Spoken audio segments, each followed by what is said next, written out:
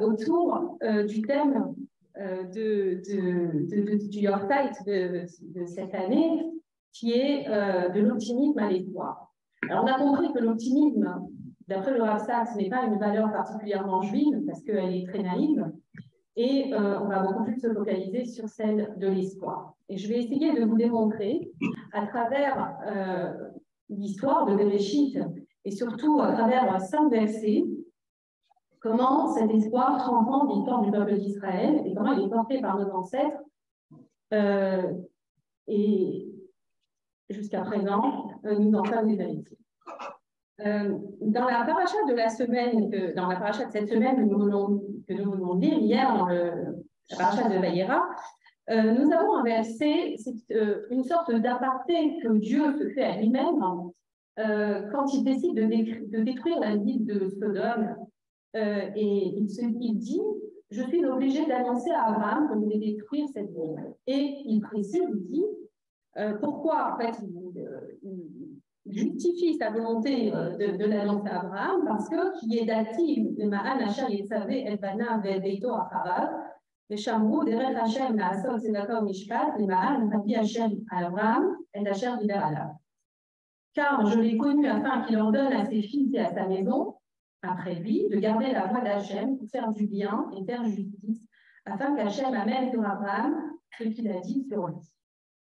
Ce verset, le Rav Sachs va le citer à de nombreuses reprises, c'est comme une sorte de fil rouge qui apparaît tout le long de son enseignement, pour justifier le choix d'Abraham et donc de ses descendants comme étant ceux qui vont porter sa parole et qui vont se faire garant de la transmission de sa connaissance, la connaissance de Dieu à l'humanité.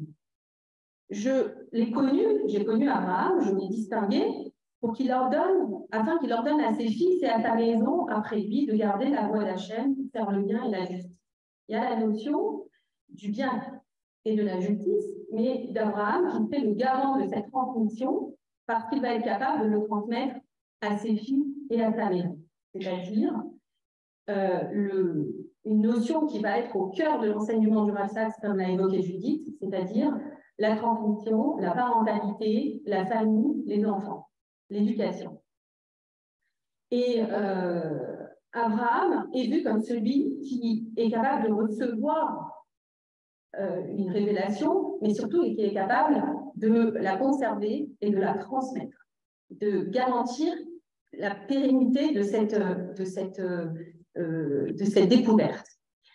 Nous voyons que les Avot, les Imaot, les patriarches et les matriarches ont à cœur de pouvoir transmettre tout ce qu'ils ont découvert. Et malgré la centralité de cette transmission, et peut-être justement parce que c'est le cœur du choix de Dieu vis-à-vis d'Abraham, eh bien, nous voyons que tous nos patriarches et matriarches sont confrontés à l'épreuve de la stérilité, de l'infertilité. Abraham, le premier, à un moment, d'ailleurs, c'est la première fois qu'il réclame quelque chose à Dieu, va dire, mais oui, tu me promets des choses, mais comment est-ce que ça va pouvoir se réaliser si moi, je suis sans enfant? Et on retrouve ce souci auprès d'un personnage. Alors, je m'intéresse particulièrement au personnage féminin, et donc là, je vais évoquer la personnalité de Rachel, la femme de Jacob, qui, elle, se retrouve face à l'épreuve de l'infertilité. Alors, pour replacer les choses dans leur contexte, Jacob est censé se marier avec Rachel. Ils se sont rencontrés, ils sont tombés amoureux, ils travaillent 7 ans pour épouser Rachel, mais Laban, qui n'a de blanc que le nom, décide de lui refondrer Léa au passage, et finalement, Jacob va se marier avec Rachel. Alors bien sûr, avec Léa. Et bien sûr, on sait qu'il y a des dimensions, des strates très mystiques à tout ce qui se passe, parce que finalement, Jacob pensait qu'il ne devait épouser que Rachel, mais en prenant la bénédiction des sages, il prenait la femme qui allait avec cette bénédiction, il prenait Léa, et donc il devait épouser Léa et Rachel. En vérité, celle qui va introduire Léa dans la maison de Jacob, eh bien, c'est Rachel. Rachel, sa bien-aimée, avec laquelle il avait fait un stratagème pour ne pas justement se faire arnaquer par la femme, va être celle qui va donner le code d'entrée de la maison de Jacob à sa sœur Léa. Et c'est quelque chose de... C'est un sujet qui est passionnant et qu'on n'a pas le temps de développer dans ce format, mais quand même, on est quand même intrigué de voir avec quelle facilité, finalement, Rachel, qui pendant 7 ans avait mis en place tout le stratagème avec Jacob, finit par donner les signes et les codes qui permettent à Léa de ne pas se faire humilier et de ne pas être dévoilée en public. Et ce qui fait dire finalement que Rachel est considérée comme non seulement la mère de ses propres enfants, de Joseph et Benjamin, mais on l'appelle Rachel Imenu, Rachel notre mère, et elle est considérée comme la mère de tout le peuple d'Israël. Alors le Maharal explique qu'en fait, il y a une sorte de révélation auprès de Rachel. Rachel a compris que la naissance des 12 tribus d'Israël qu'elle avait vues en prophétie au moment de sa rencontre avec Jacob ne pourrait pas se faire à travers une seule matrice. Il y aurait besoin d'une multitude, d'une pluralité de matrices pour que les 12 tribus adviennent et fondent le peuple d'Israël. Et elle a compris qu'il fallait que Léa soit partenaire aussi de la fondation du peuple d'Israël, de ces 12 tribus qui vont mener le peuple d'Israël. Mais même si elle a donné les clés, la porte d'entrée à Léa, il n'empêche qu'elle n'est pas prête à renoncer à la part qu'elle doit jouer dans la fondation du peuple d'Israël. Et à un moment, elle va ressentir une certaine jalousie, entre guillemets, une certaine amertume de voir que Léa a des enfants les uns après les autres et qu'elle est toujours privée de cette joie. Et elle va s'adresser à Jacob en lui disant quelque chose de très fort et qui semble pas du tout religieux, pas du tout un acte qu'on attendrait de quelqu'un de croyant. Parce que voilà, si elle n'a pas d'enfant, après tout, c'est que Dieu l'a voulu, c'est le destin, c'est la fatalité. Mais Rachel dit à Jacob, Havali bani, veim aïn, meta'alor. Donne-moi des enfants, et si je n'en ai pas, je meurs, je vais mourir. C'est comme si je suis morte. Rachid nous dit, c'est pas je vais mourir, mais si je n'ai pas d'enfant, celui qui n'a pas d'enfant, c'est comme s'il est mort, comme s'il n'est pas vivant. Et donc, c'est très dur, et d'ailleurs, Jacob réagit très difficilement, presque violemment à cette requête de Rachel. Et alors, bon, beaucoup de commentateurs s'arrêtent sur cet échange qui est très vif entre les deux, avec des reproches à l'un et à l'autre. On essaie de comprendre ce dialogue. Mais ce qu'on comprend, et ce que le Rav Sachs relève à travers ce verset à plusieurs reprises, c'est cette volonté de Rachel d'avoir des enfants. Elle ne peut pas envisager la vie sans enfants. Elle ne peut pas envisager la vie si je n'ai pas d'enfants, mais à notre je suis morte. Je ne peux pas me projeter, je ne peux pas renoncer au projet d'avoir des enfants. Et en vérité, ce n'est pas juste une requête privée, égoïste, si on peut dire, ou petite d'un individu qui veut avoir des enfants. C'est la requête de Rachel qui a la vision de la construction du peuple d'Israël.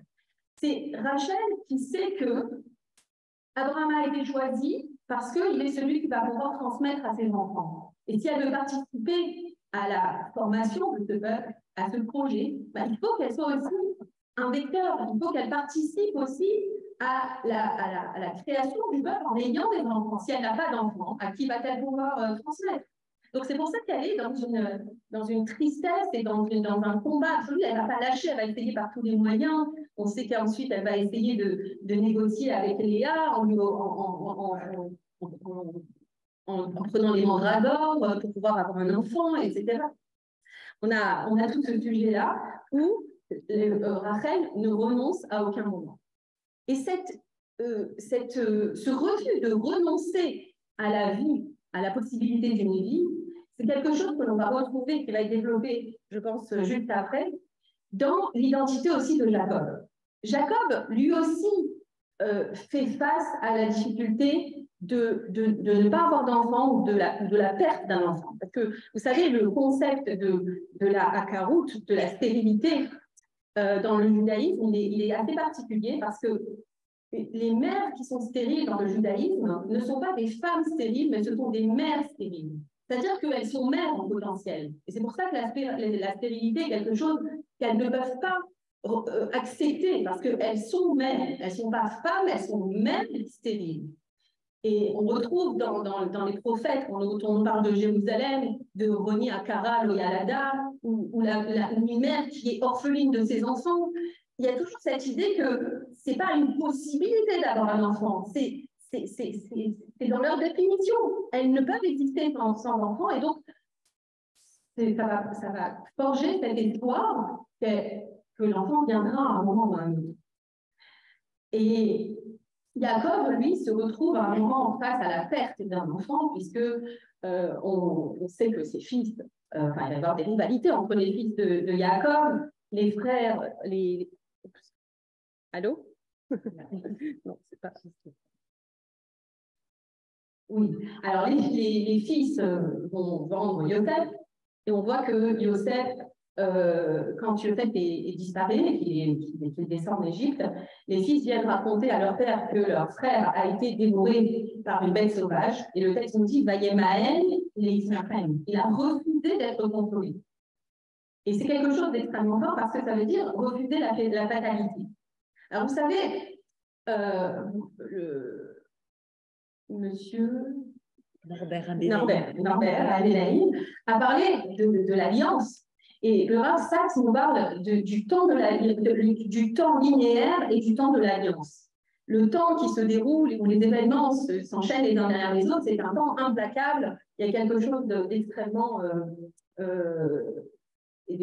tragique, avec les minutes qui s'égrènent et le temps qui avance. On ne peut rien faire pour remonter le temps. Mais nous, dans le judaïsme, nous vivons en fonction du temps de l'alliance. Et l'alliance, il y a un renouvellement permanent. Et il y a aussi la possibilité de toujours changer le cours de l'histoire et d'avoir cette vision encore optimiste, cette vision pleine d'espoir de l'histoire. Et Jacob refuse de se laisser consoler, parce qu'il refuse de perdre l'espoir du potentiel de vie que son fils soit encore en vie. Je ne vais pas développer ce thème parce qu'il va être développé un peu plus tard, mais on va retrouver ce refus de la fatalité, ce refus de la réalité qui normalement devrait être a l'air complètement insensé, hein, quand on voit Rachel qui se bat contre la fatalité, contre la nature qui lui impose de ne pas avoir d'enfant, ou qu'on voit Yaakov qui ne veut pas accepter cette réalité, on retrouve ce refus-là comme étant ce qui va permettre à la descendance de Yaakov et de Rachel, avec de tels parents, Yaakov et Rachel, que leurs enfants soient capables aussi de surmonter les coups du sort et les coups de la fatalité. Et on retrouve cette même expression de Vayemael qui refuse, Yaakov qui refuse de se laisser consoler. On la retrouve un peu plus tard quand Yosef est en Égypte et qu'il est confronté à la tentation de Madame Potiphar. Quand la femme de Potiphar veut le faire tomber dans ses filets, le texte nous dit Vayemael, il a refusé. Mais vous savez, c'est un Vayemael, c'est un refus un peu bizarre, c'est un refus